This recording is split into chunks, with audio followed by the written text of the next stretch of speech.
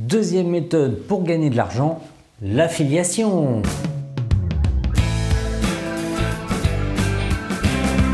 Alors l'affiliation, c'est un peu comme le parrainage, c'est un peu le même principe.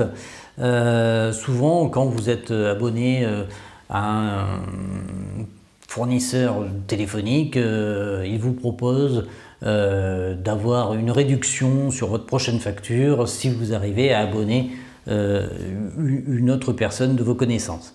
Bon, ça s'appelle le parrainage. Eh bien, c'est un peu la même chose dans l'affiliation.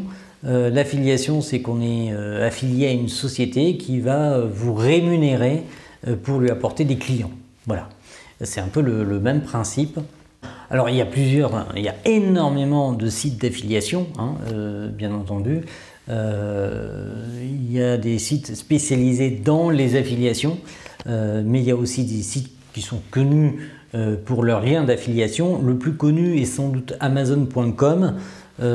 Si vous allez sur les liens en bas de Amazon.com, vous verrez qu'il y a la possibilité de s'affilier et dans ces conditions, ils peuvent vous reverser jusqu'à 7% du chiffre d'affaires que vous leur apportez. Alors, comment apporte-t-on un chiffre d'affaires à une société affiliée? C'est assez simple. Vous faites la publicité pour un produit et vous envoyez via un lien spécifique, un lien spécial, une URL spéciale vers le site web. À partir de ce moment-là, eh bien, le site web sait que c'est vous qui lui envoyez un client et si le client achète, il vous reverse une commission.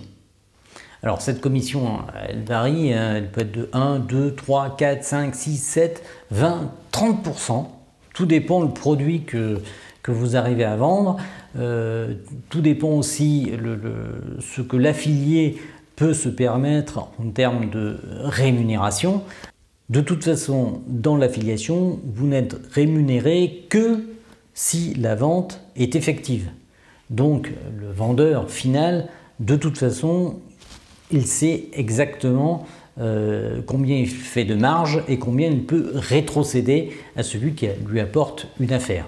Donc c'est moins aléatoire, beaucoup moins aléatoire que la publicité, puisque dans la publicité, que vous vendiez ou pas, vous avez quand même donné de l'argent, tandis que dans l'affiliation, vous ne donnez de l'argent qu'à celui qui vous a apporté une affaire, c'est-à-dire une vente.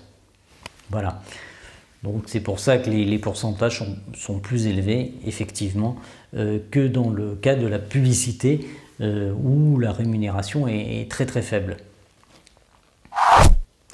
Alors après, c'est à vous de voir comment vous allez amener le client à acheter le produit, hein, évidemment. Donc vous pouvez par exemple être passionné de planches à voile et conseiller des planches à voile et dire voilà, telle planche à voile, elle est géniale pour telle personne, vous pouvez l'acheter en cliquant ici.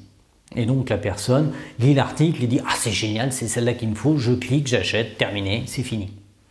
Donc c'est un peu comme quand vous rentrez dans un magasin physique, c'est-à-dire le petit marchand du coin, et vous trouvez un objet, vous dites il me le faut tout de suite, je l'achète, bim.